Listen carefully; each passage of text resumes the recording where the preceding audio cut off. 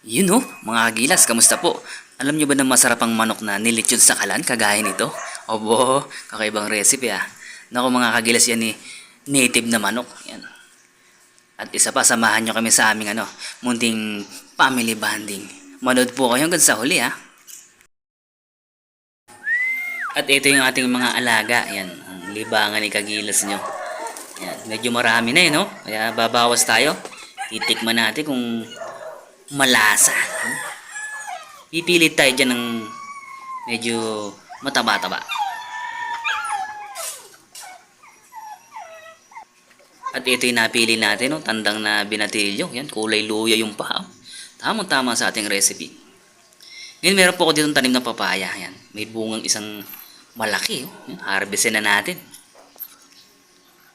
Yun.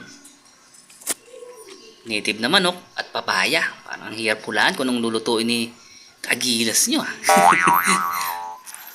Ito pa mga kagilas, meron tayo ditong tanim na luya. Oh. Tinanim lang natin sa sako ng semento. Yan, oh. Ang dami na nila.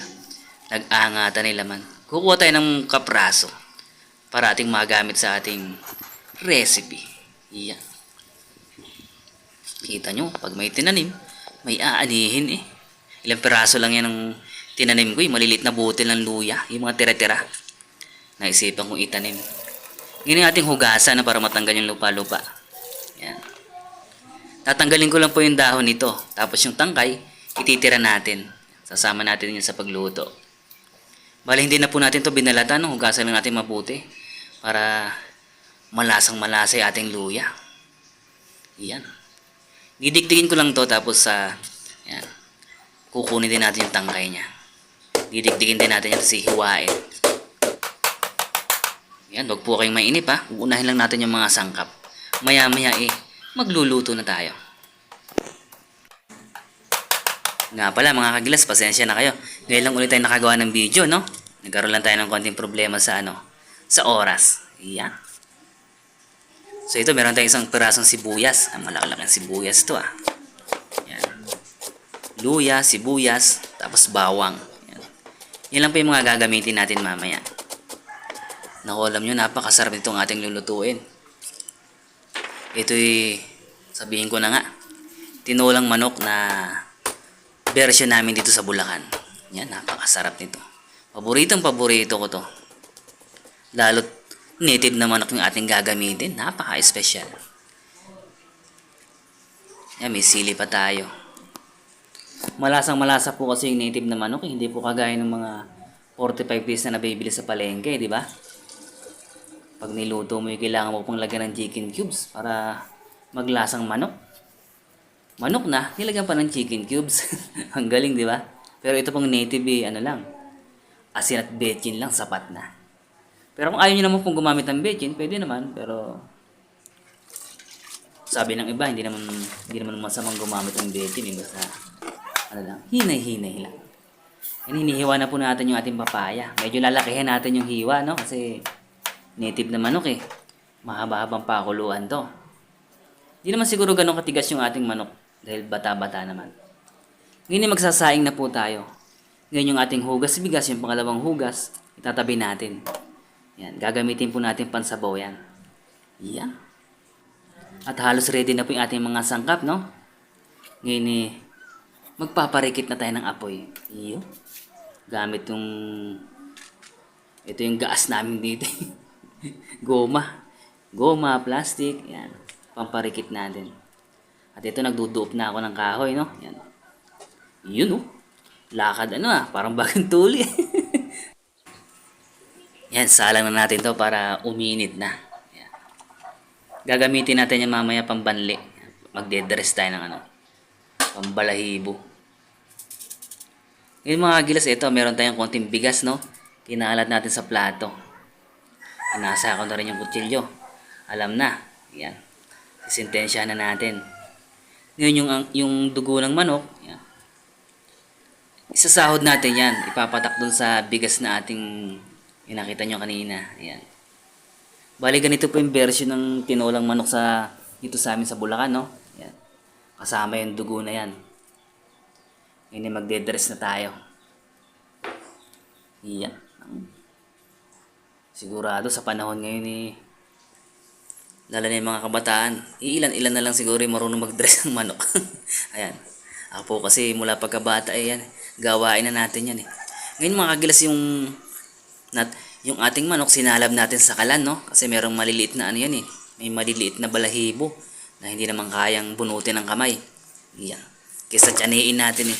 Isalab na lang natin sa apoy. Yan.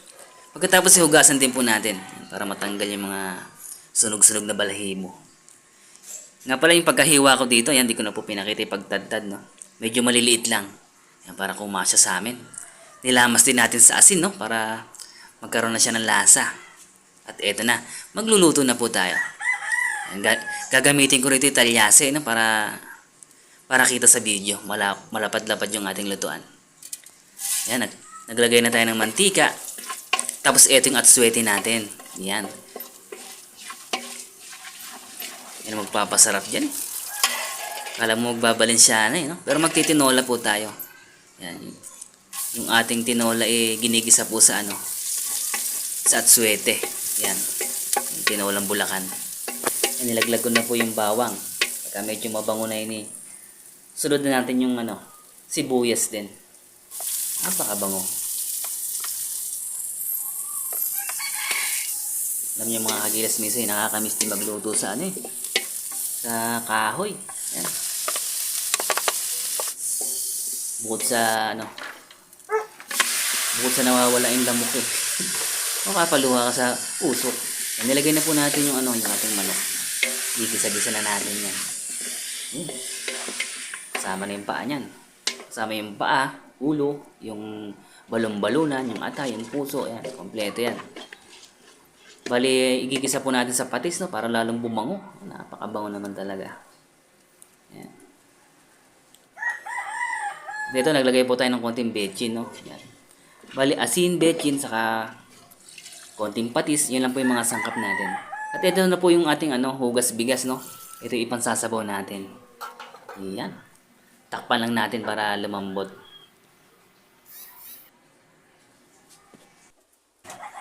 Ayan, balikan po natin ating niluluto. Check natin. Pagka medyo malambot na ilalagay na po natin yung ating papaya. Ayan. Malapit na rin maluto ito eh. Yung ating manok nakukurot na natin.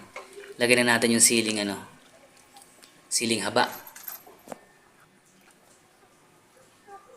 At ito po yung dugo natin, no? Ayan eh. Hiniwa-hiwaan ko ng kutsilyo yan para madaling matipak. Halos sabay ko na sa papaya yan kasi malaki naman po yung hiwa ng papaya natin. Iya. O diba? Takpan natin. Mga ilang minuto hahanguin na natin yan. At eto na mga kagilas. Malambot na yung papaya natin. Saka naluto na rin yung dugo at bigas. Maglalagay na po tayo ng dahon ng sili. Iyan. Talagang magpapanalo dyan eh. Napakabango. Saglit na lang po natin ito lulutuin. Maya-maya chibuga na. Ayan na. Hahangoy na natin to. Iyo. Talaga naman. Napakabango. Sabaw pa lang eh. Ayan. Titikman na po natin yan. Food trip na. Ayan. Nakapwesto na si kagilas nyo. Ayun no. Bale, ito yung mga kagilas napag-isipan lang namin na mag family bonding, konting salo-salo. Ambagan. Yan. Nagsama-sama namin yung mga ulam namin. Yun.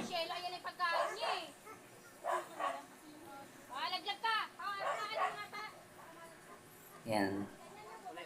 Titikman natin. Ito mga yung ulo. Yun. Naku mga kagilas, yung lasa ng ganitong tinola talaga namang classic. Napakasarap na tinolang native naman.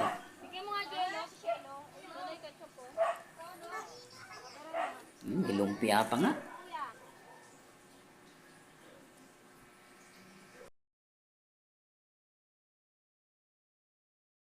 Ako maliki pero lumalas kayo dyan, ha? Tamik! Tamik! Bye! Chef. Hoy! Ano ko? Wala. Guys, alin? Oo, mamaya na lang, ha? Alin? Kami na tutulong si Kuya. Ano ba yung gusto niya? Tayo? Akin na muna yung plato mo. Ah!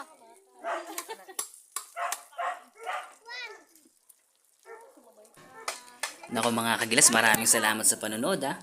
Kita nyo naman yung ating mga sa Grilas compound dyan. Andyan yung asawa ko, anak, aking mga kapatid at pamangkin. Yan, marami-rami kami, no? Pag napadaan kayo dyan yan, tayo magsasalo-salo. Paano mga kagilas? Maraming salamat sa panonood. Hanggang sa muli.